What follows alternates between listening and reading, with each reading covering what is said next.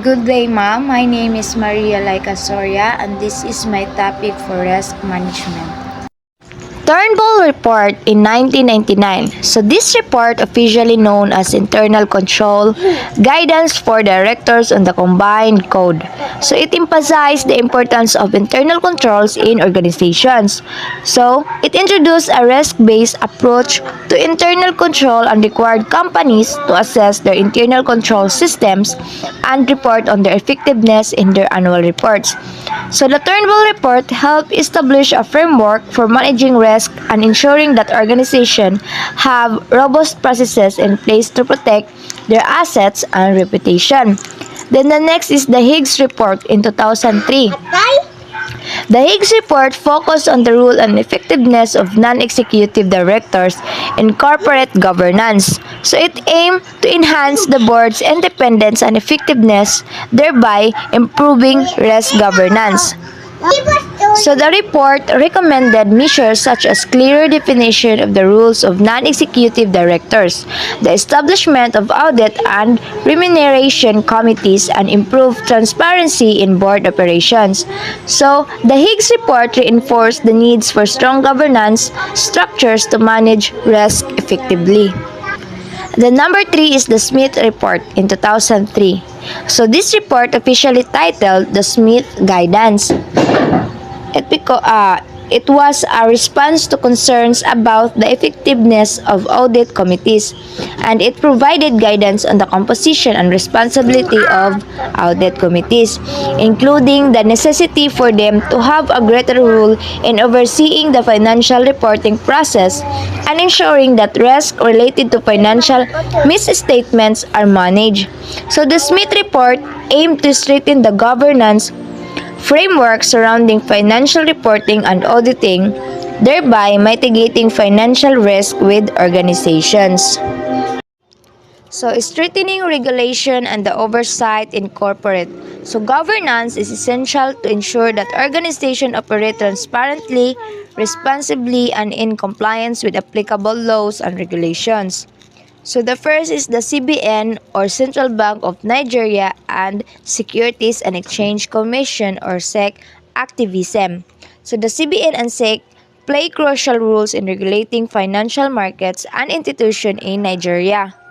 So, their active involvement includes enforcing compliance with laws, monitoring financial practices, and implementing policies that ensures stability and integrity in the financial system. So, their activism reflects a commitment to fostering investor confidence and promoting sound corporate governance practices. The next is the Code of Corporate Governance. So this code serves as a framework of best practices for corporate governance in Nigeria. So it sets out principles and standards that organizations should adhere to, such as transparency, accountability, and fairness in their operations. By mandating compliance with the code, regulatory bodies can promote ethical behavior and responsible decision making among corporate leaders. Then number three is confirmation of directors and staff. So regulatory bodies often require the confirmation of directors and key staff to ensure that individuals in leadership position possess the necessary qualifications, experience, and integrity. So this process helps prevent conflicts of interest and promotes good governance practices, ensuring that competent and ethical individuals manage organizations. Then the regular change of auditors. To maintain independence and objectivity in financial reporting, organizations may be required to rotate their auditors regularly. So this practice helps prevent the development of overly cozy relationships between the auditors and the management, which could compromise the integrity of financial statements. By ensuring fresh perspectives in audits, the risk of financial misstatement is reduced. Then the next is the risk-based supervision. So this approach involves the regulatory bodies focusing their resources on areas of higher risk within financial institutions and markets. By assessing and prioritizing risk, regulators can allocate their oversight efforts more effectively, ensuring that potential issues are addressed proactively. So risk-based supervision enables a more dynamic and responsive regulatory environment, allowing for timely interventions when necessary. So next is the Code of Corporate Governance on March 1, 2006. This code was designed to promote ethical practices, accountability, and transparency in corporate governance within financial institutions. It outlines principles that organizations should adhere to, including the rules and responsibilities of the board, management, and shareholders, fostering a culture of good governance. The next is the Approved Person Circular on June 2011 and 2016.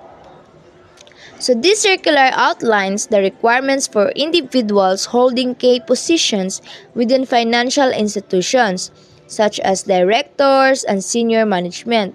It sets standards for qualification and integrity of these individuals, ensuring that competent and ethical persons are in charge of decision-making processes. The next is the competency framework.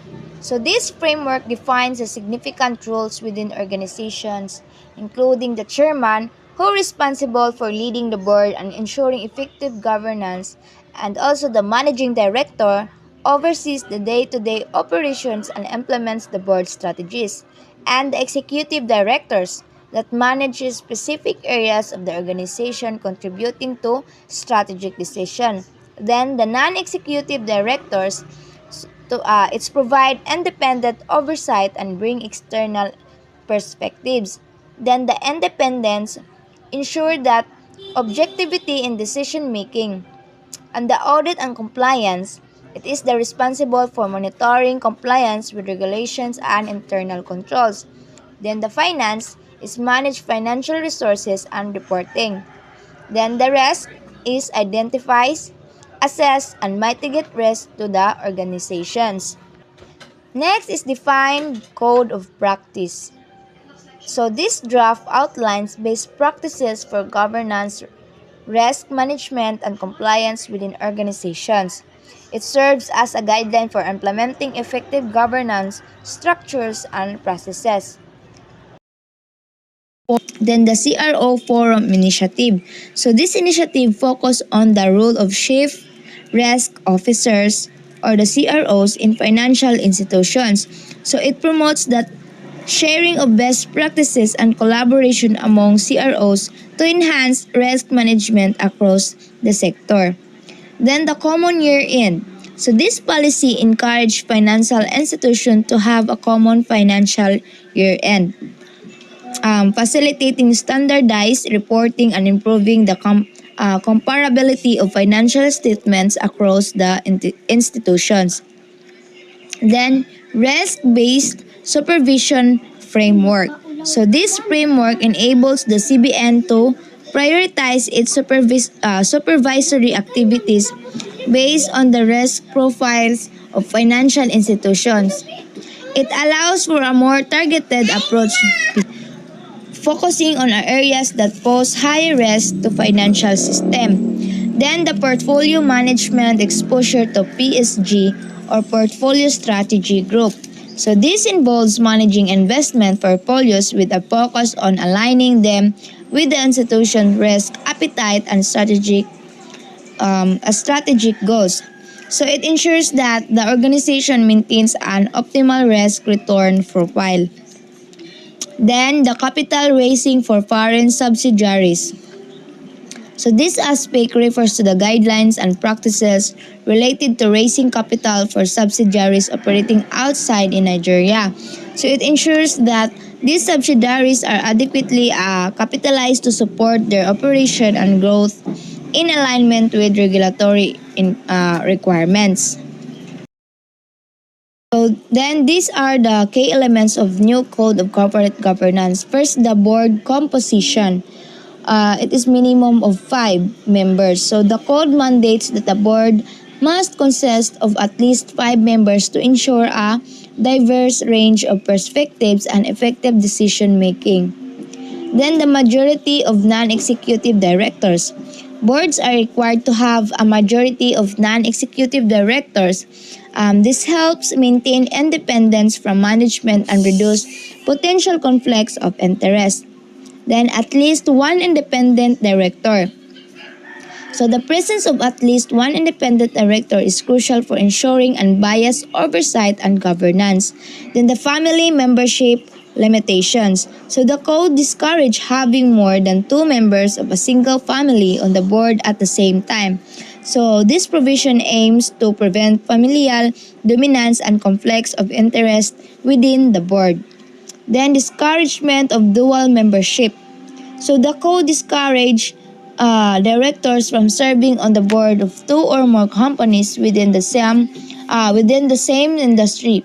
So this is to avoid conflicts of interest and ensure that directors can dedicate sufficient time and attention to their responsibilities. Next is the board committee's statutory audit committee. So the code reaffirms that the requirements for an audit committee as mandated by the Companies and Allied Matters Act or the CAMA. So this committee is essential for overseeing financial reporting, internal controls, and compliance. Then the Governance and Nomination Committee. In addition to the Audit Committee, the Code recommends establishing a Governance and Nomination Committee. So this committee is responsible for overseeing board composition, assessing the performance of directors, and recommending suitable candidates for board positions. Then the Risk Management Committee. The establishment of a risk management committee is also recommended. So this committee focuses on identifying, assessing, and managing risk faced by the organization, ensuring that risk management is integrated into the organization's strategic planning. Then the membership requirements. So the code specifies that only directors are expected to be members of these committees. So this ensures that those making decisions about governance and risk management have the requisite skills and experience to do effectively. Then the non-executive directors for Governance and Nomination Committee. So the Governance and Nomination Committee is recommended to consist solely of non-executive directors. So this is to ensure that the committee operates independently and that decisions regarding governance and nomination are free from management influence.